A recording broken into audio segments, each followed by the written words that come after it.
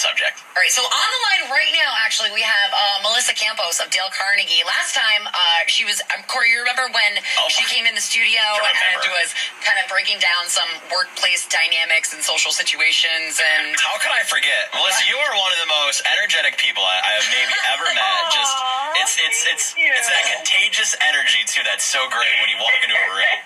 That may have been one of the most enlightening segments we probably have ever had on the show before. Exactly.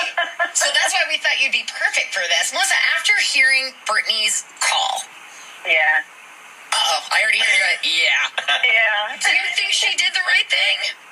Well, so she said that she was professional about it, and my first question would be, what is that?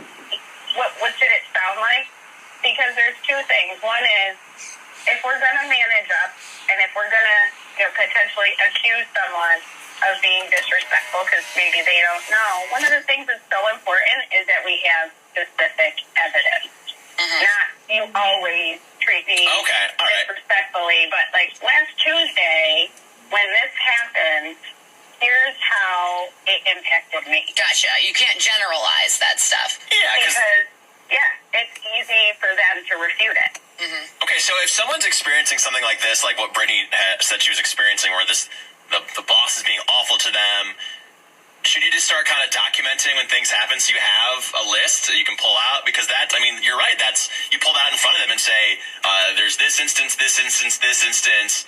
That's damning evidence, right? Yeah, it is. And here's the unfortunate part is that 75% of Americans say that their boss causes them stress.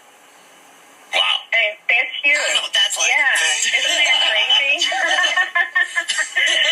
So there's a couple of things. So one is document some of the specific things. Two is if you've got a good relationship with HR, get some feedback from them as well. So because that's their job as well, is to be like that gray area to help employees. Okay, because that's a little different as it is with like personal relationships. Because when you have an issue with someone on a personal level, you go directly to them. And when you're in the workforce, you actually have that buffer, right? Yeah. Yeah. So there's a couple of different ways. I would also, if it were me, I would find someone that I trust and get some feedback from them on how to approach it, because they know that. If they know that person, you can't handle each person the same exact way. You're right. I think that's a mistake a lot of us make in the workplace, trying to manage everyone the same way. And each person's different, and each person has different feelings about different things, and each person's motivated by something different, you know? That's exactly right. So it's important to be specific. It's also important just to help her, because sometimes we let that feed off that negativity that our boss is giving. All we can do is focus on what we can do in each day. So making sure that she's setting goals for herself each day, and, so that she has that sense of accomplishment, as well as being able to make a decision just to let it go. And the other piece that's important is, a lot of times people are like, I just need to vent about this. And sometimes venting can be really destructive.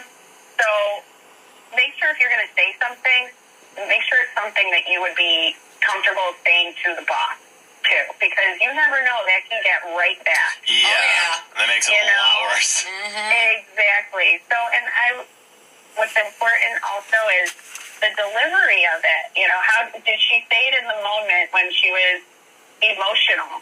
Or was she very empathetic? Maybe ask a question and say, how do you think I'm doing in my role?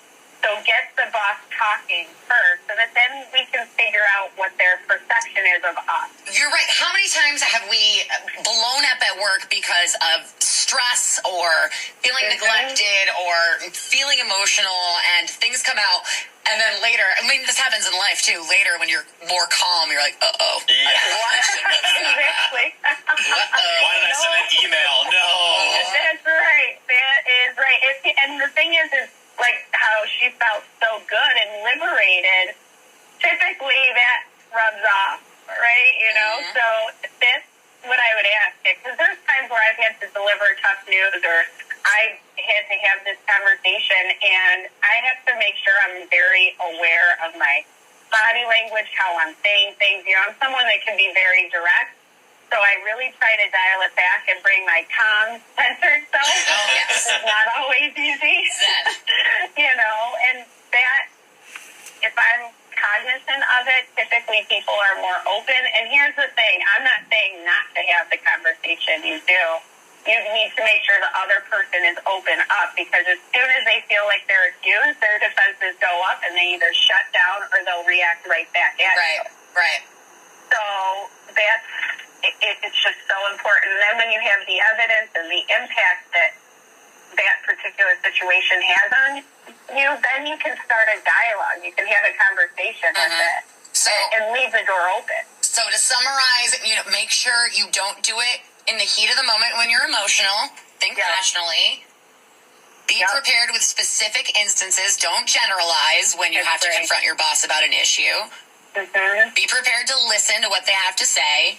And when all else fails, go home and have some wine. Let it go, right? Let it go. Melisza Campos from Dale Carnegie, you are so enlightening and so helpful. We really appreciate you jumping on and helping us with this. I love you guys. Love you. Fantastic. Thank you. Have a good Have a great weekend.